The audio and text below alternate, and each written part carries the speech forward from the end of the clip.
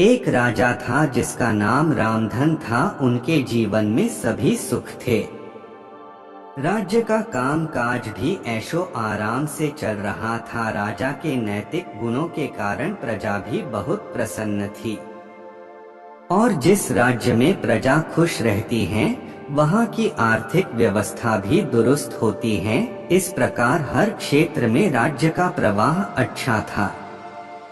इतने सुखों के बाद भी राजा दुखी था क्योंकि उसकी कोई संतान नहीं थी। यह गम राजा को अंदर ही अंदर सताता रहता था। प्रजा को भी इस बात का बहुत दुख था। वर्षों के बाद राजा की यह मुराद पूरी हुई और उसे एक पुत्र की प्राप्ति हुई। पूरे नगर में कई दिनों तक जश्न मना। नागरिकों को राजमहल में दावत दी गई। राजा की इस खुशी में प्रजा भी झूम रही थी।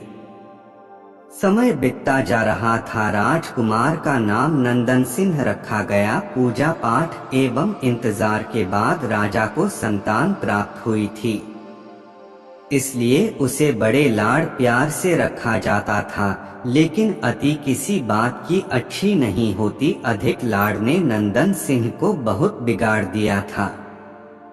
बचपन में तो नंदन की सभी बातें दिल को लुभाती थी, पर बड़े होते होते यही बातें बदतमीजी लगने लगती हैं। नंदन बहुत ज्यादा जिद्दी हो गया था। उसके मन में अहंकार आ गया था। वो चाहता था कि प्रजा सदैव उसकी जय जयकार करे, उसकी प्रशंसा करें। उसकी बात ना सुनने पर वो कोलाहल मचा देता था। बेचारे सैनिकों को तो वो पैर की जुती ही समझता था। आए दिन उसका प्रकोप प्रजा पर उतरने लगा था। वो खुद को भगवान के समान पूजता देखना चाहता था। आयु तो बहुत कम थी, लेकिन अहम कई गुना बढ़ चुका था। नंदन के इस व्यवहार से सभी बहुत दुखी थे। प्रजा आए दिन दरबार में नंदन की शिकायत लेकर आती थी, जिसके कारण राजा का सिर लज्जा से झुक जाता था। यह एक गंभीर विषय बन चुका था। वर्टिकल बार एक दिन राजा ने सभी खास दरबारियों एवं मंत्रियों की सभा बुलवाई और उनसे अपने दिल की बात कही कि वे राजकुमार के इस व्यवहार से अत्यंत दुखी हैं। राजकुमार इस राज्य का भविष्य हैं। अगर उनका व्यवहार यही रहा तो राज्य की खुशहाली चंद दिनों में ही जाती रहेगी। दरबारी राजा को सांत्वना देते हैं और कहते हैं कि आप हिम्मत रखें वरना प्रजा निस्सहाय हो जाएगी। मंत्री ने सुझाव दिया कि राजकुमार को एक उचित मार्गदर्शन एवं सामान्य जीवन के अनुभव की जरूरत है। आप उन्हें गुरु राधागुप्त के आश्रम भेज दीजिए। सुना है वहां से जानवर भी इंसान बनकर निकलता है। यह बात राजा को पसंद आई और उसने नंदन को गुरुजी के आश्रम भेजा। अगले दिन राजा अपने पुत्र के साथ गुरुजी के आश्रम पहुँचे।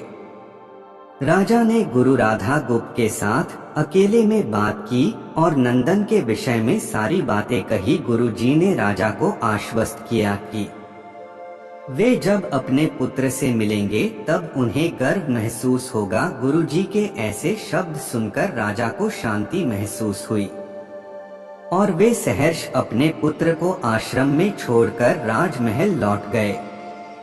अगले दिन सुबह गुरु के खास चेले द्वारा नंदन को भिक्षा मांगकर खाने को कहा गया, जिसे सुनकर नंदन ने साफ इनकार कर दिया।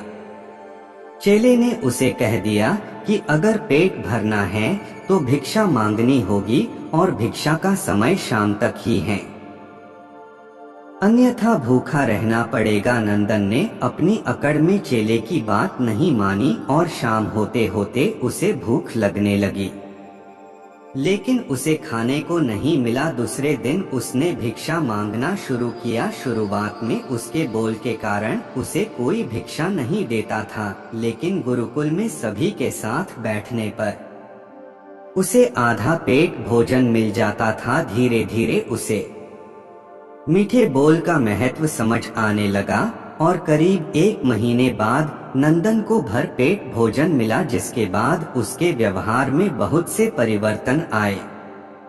इसी तरह गुरुकुल के सभी नियमों ने राजकुमार में बहुत से परिवर्तन किए, जिसे राधा गुप्त जी भी समझ रहे थे। एक दिन राधा गुप्त जी ने नंदन को अपने साथ सुबह सवेरे सैर पर चलने कहा। दोनों सैर पर निकल गए। रास्ते भर बहुत बातें की। गुरुजी ने नंदन से कहा कि तुम बहुत बुद्धिमान हो और तुम में बहुत अधिक ऊर्जा है, जिसका तुम्हें सही दिशा में उपयोग करना आना चाहिए। दोनों चलते चलते एक सुंदर बाग में पहुंच गए, जहां बहुत सुंदर सुंदर फूल थे, जिनसे बाग महक रहा था। गुरुजी ने नंदन को बाग से पूजा के लिए गुलाब के फूल तोड़ने कहा। नंदन झट से सुंदर सुंदर गुलाब तोड़ लाया और अपने गुरु के सामने रख दिए। अब गुरुजी ने उसे नीम के पत्ते तोड़कर लाने कहा। नंदन वो भी ले आया। अब गुरुजी ने उसे एक गुलाब सूंघने दिया और कहा, बताओ कैसा लगता है। नंदन ने गुलाब सूंघा और गुलाब की बहुत तारीफ की। फिर गुरुजी उसे नीम के पत्ते चखकर उसके बारे में कहने को कहा। जैसे ही नंदन ने नीम के पत्ते खाए, उसका मुंह कड़वा हो गया और उसने उसकी बहुत निंदा की और जतर कतर पीने का पानी ढूंढने लगा। नंदन की यह दशा देख गुरुजी मुस्कुरा रहे थे। पानी पीने के बाद नंदन को राहत मिली। फिर उसने गुरुजी से हंसने का कारण पूछा। तब गुरुजी ने उससे कहा कि जब तुमने गुलाब का फूल सूंघा तो तुम्हें उसकी खुशबू बहुत अच्छी लगी और तुमने उसकी तारीफ की, लेकिन जब तुमने नीम की पत्तियां खाई तो तुम्हें वो कड़वी लगी और तुमने उसे थूक दिया और उसकी निंदा भी की। गुरुजी से नंदन को समझाया, जिस प्रकार तुम्हें जो अच्छा लगता है तुम उसकी तारीफ करते हो, उसी प्रकार प्रजा भी जिसमें गुण होते हैं उसकी प्रशंसा करती है। अगर तुम उनके साथ दुर्व्यवहार करोगे और उनसे प्रशंसा की उम्मीद करोगे तो वे यह कभी दिल से नहीं कर पाएंगे। इस प्रकार जहाँ गुण होते हैं वहाँ प्रशंसा होती है। नंदन को सभी बातें विस्तार से समझ आ जाती हैं और वो अपने महल लौट जाता है। नंदन में बहुत परिवर्तन आता है और वो बाद में एक सफल राजा बनता है। कहानी की शिक्षा। गुरु की सीख ने नंदन का जीवन ही बदल दिया। वो एक क्रूर राजकुमार से एक न्यायप्रिय दयालु राजा बन गया। इस कहानी से हमें यही शिक्षा मिलती है कि हम में गुण होंगे तो लोग हमें हमेशा पसंद करेंगे, लेकिन अगर हम अवगुणी हैं तो हमें प्रशंसा कभी नहीं मिल सकती।